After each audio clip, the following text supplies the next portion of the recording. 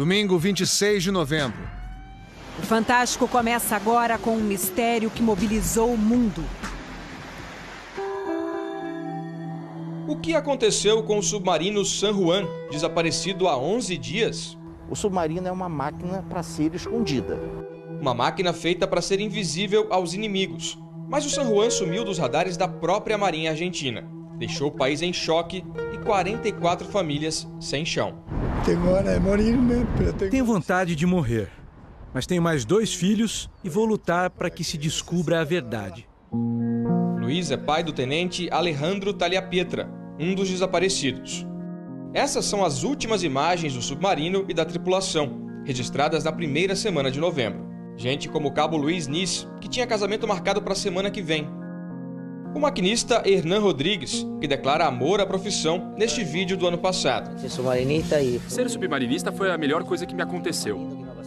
E a chefe de armas Eliana Krautik, que conheceu o mar aos 21 anos e virou a primeira oficial de submarino do país. Qualquer mulher pode fazer o que queira e se proponha.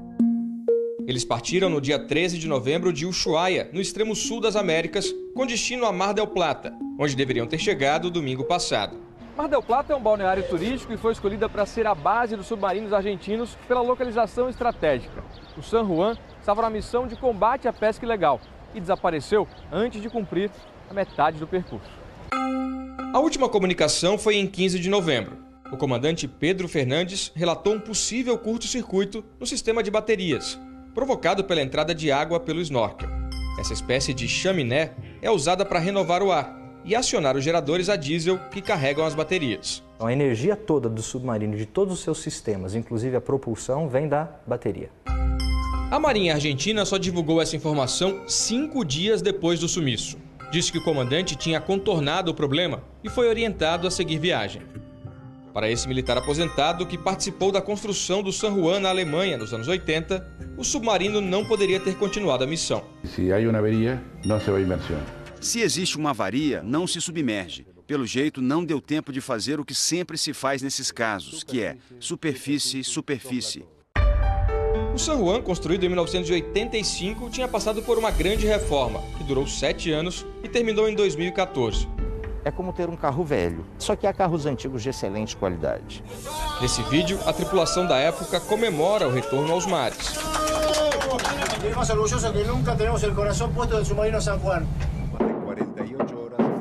O desaparecimento foi destaque no mundo inteiro.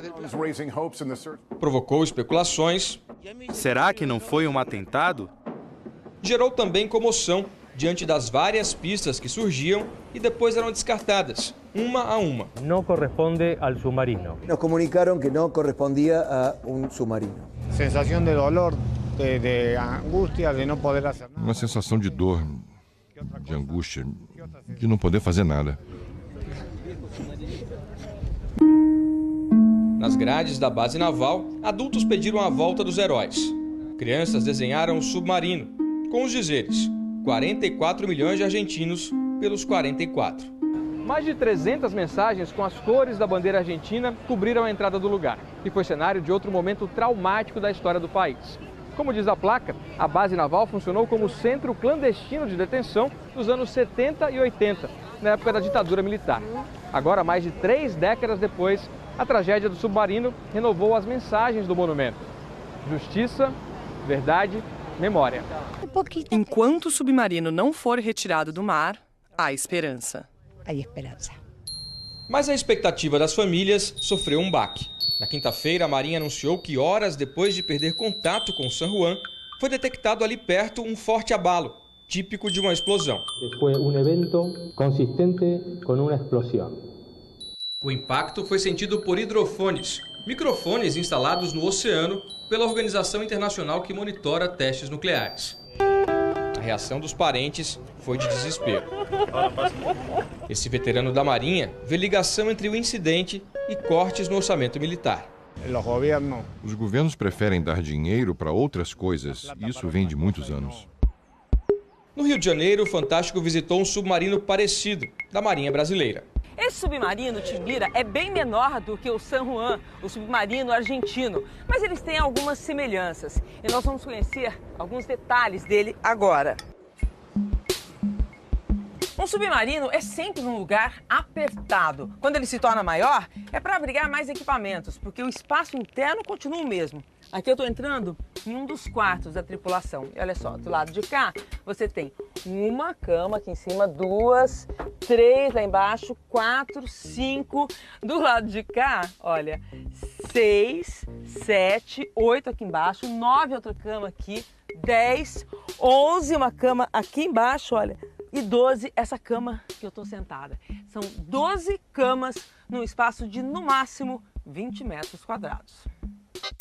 Difícil imaginar tanta gente em um lugar tão apertado e por tanto tempo. O capitão me leva até um simulador que reproduz a cabine de operação que recebe os chamados de emergência. Esse compartimento, nós somos informados de tudo que está acontecendo de errado, de anormal no submarino, por meio desses alarmes. Por exemplo? Como, por exemplo, um incêndio, um mau funcionamento da energia elétrica. Começa a simulação de uma emergência. Alarme de incêndio, alarme de incêndio. Existem vários recursos de comunicação para mostrar a base que o submarino se encontra em risco. Então, solicitar apoio. Ele pode lançar para a superfície sinais luminosos, que, se existirem navios buscando pelo submarino, esses sinais podem ser avistados. No caso argentino, muitos se perguntam, mas não foi visto nenhum sinal de pedido de socorro? As pessoas falam isso com um certo estranhamento. Faz sentido? Se nós considerarmos as condições em que as buscas foram iniciadas, com um mar bastante severo, é possível que o submarino tenha tentado se comunicar e não havia nenhum navio nas proximidades em condições de avistar esses sinais. Na Argentina, 12 países e 4 mil pessoas se juntaram às buscas pelo San Juan. Até os britânicos, que lutaram contra os argentinos na Guerra das Malvinas, nos anos 80, se solidarizaram. O Brasil mandou navios e aviões. Infelizmente, não conseguimos ter indicação alguma de detecção do submarino. Além do tempo instável, o desafio é a profundidade na região, que pode chegar a 3 mil metros. Ele está na beira de um precipício. As maiores esperanças são mini-submarinos americanos e um veículo subaquático russo que escaneia o fundo do mar. Era da Rússia o submarino Kursk, que afundou no ano 2000, matando 118 tripulantes depois de uma explosão. O tenente Fernando Mendonça já tinha decidido. Essa seria sua viagem de despedida. Todos nós fomos testemunhas do quanto ele amava esse submarino e do quanto estava sendo difícil para ele deixá-lo, porque era a sua última viagem. O pai de Alejandro quer guardar os bons momentos do filho. Apaixonado por esportes, ele participou de regatas no Brasil. Ele gostava do Brasil. Sua viagem de formatura do 2º grau foi para Florianópolis. Florianópolis, no Brasil. Entre tantos momentos, fica um em especial. Quando segurei ele nos braços pela primeira vez, eu tinha só 19 anos e percebi que minha vida tinha mudado para sempre. Eu o carrego comigo, estamos juntos e que ele me acompanhe cada vez que eu tocar na água. Muito difícil.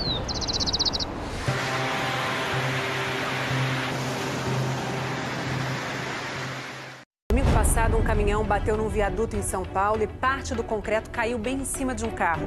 O acidente provocou a morte de uma juíza. O Fantástico fez a blitz das pontes e viadutos na cidade que tem a maior frota de veículos do Brasil.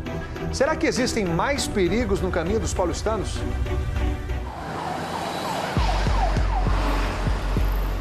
Em câmera lenta dá pra ver bem. Foi por pouco que este passou. Este também. E a cena se repete.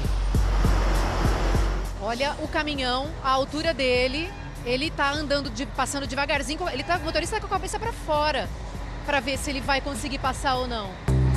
Este conseguiu, mas no domingo passado uma carreta esbarrou no teto e provocou um acidente fatal. Eu ouvi um estrondo, uma batida, né? O baú bateu em cima, já deslocou aquele pedaço de cimento. Com a força do impacto, ele caiu em cima do carro. Eu olhei para a doutora, eu já vi a doutora com muito sangue, desacordada.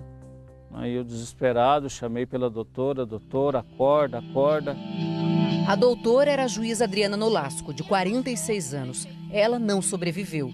O motorista Osmar saiu sem um arranhão. O Brasil perdeu uma grande profissional. De janeiro a outubro deste ano, já foram 26 choques de caminhões em pontes e viadutos de São Paulo. No caso do acidente da juíza, segundo o registro da polícia, o caminhão tinha 4 metros e 46 centímetros de altura e tentou passar no viaduto com 4 metros e 30. Em agosto, um caminhão ficou entalado ali. A avenida tem placas sinalizando a altura do viaduto. Na cidade, com a maior frota de veículos do país, existem 270 viadutos, pontes e passarelas. 75 dessas estruturas foram analisadas pelo Sindicato Nacional das Empresas de Arquitetura e Engenharia Consultiva, que fez esta semana, a pedido do Fantástico, uma classificação inédita, os 3 pontos mais críticos estudados por eles.